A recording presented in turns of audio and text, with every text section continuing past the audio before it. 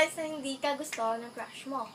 Ito yung mga signs para maiwasan mo maging assuming, masaktan, o umasa. So sit back, relax, and enjoy the show. Sign number 1.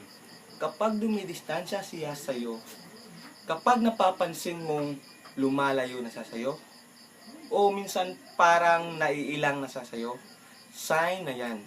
Sign na yan. Sign number 2. Pag hindi siya nag-initiate ng conversation nyo o kapag palagi mong napapansin na ikaw na lang ang unang nagsasabing hi, hello, good morning, good evening, how are you? Lahat na lang ba ikaw? Ikaw na lang ba lahat? At hindi siya nagpapapansin sa iyo. Dahil kung gusto ka niya, siya ang unang babati at magsasabing, kamusta? Kamusta ka? At dapat sa buhay marunong kang maglaro ng tago-taguan. Tago-taguan ng feelings. Yung parang dalagang Filipina, pakipot mo na huwag pahalata. Number 3. Kapag hindi siya personal sa'yo. Yung tipong nag-uusap kayo. Yung pinag-uusapan yung mga bagay yung mababaw lang. Yung tipong wala kayong deep conversation. Yung hindi kanya tinatanong about your life. Hindi niya tinatanong about sa buhay mo. Hindi siya nagkikwento about sa buhay niya. In short, wala siyang pakialam sa'yo. Para sa kanya, isa ka lang entity, species, isang human being, dyan na nakatayo. Wala. Diba? Ang sakit. Na kapag ang tingin mo sa kanya, mahalaga siya, pero para sa kanya, wala na palang ibig sabihin lahat. Kasi, di kanya gusto. Sign number 4, palagi siyang busy. Yung tipong nag-chat kayo, nag-text kayo, or niyaya niyo siya at ang sinasagot niya, busy ako. Oo, pwedeng busy siya, pero palagi na lang. Busy siya, yung mga reply niya sa'yo ay BRB or be right back. Ay, next time na lang, busy ako. Ay, may ginagawa ako. Excuses, excuses, excuses. Sorry ka na lang. Sabi nga nila, walang salitang busy sa taong ikaw ang first priority.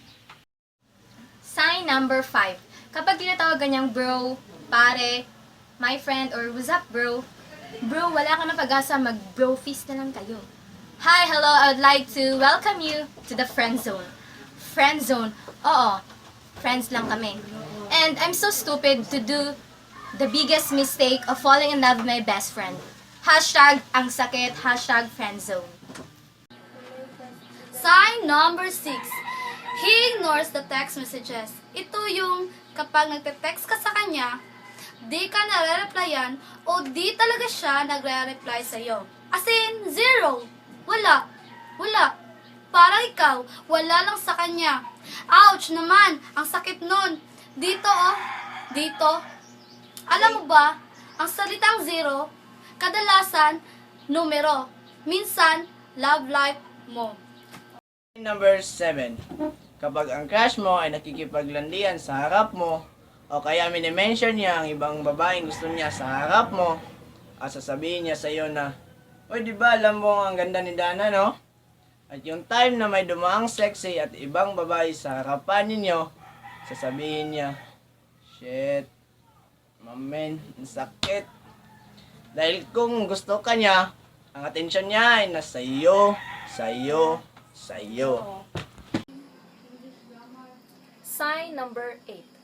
Kapag nagjo-joke ka at hindi siya tumatawa sa joke mo, well, unless corny ka lang talaga. Because laughing is a form of flirting. Ibig sabihin nun ay wala siyang interes sa'yo. Or he/she finds you boring, or he/she finds you corny, or he/she finds you nothing. O kaya, kapag tumatawa siya, ganito lang oh. Sign number 9. Kapag nakalimutan niya yung pangalan mo. Ha? Ano ang pangalan mo ulit? Allison? Raymark? Ay, hindi. Anthony? Ay, hindi ba? Sorry ah.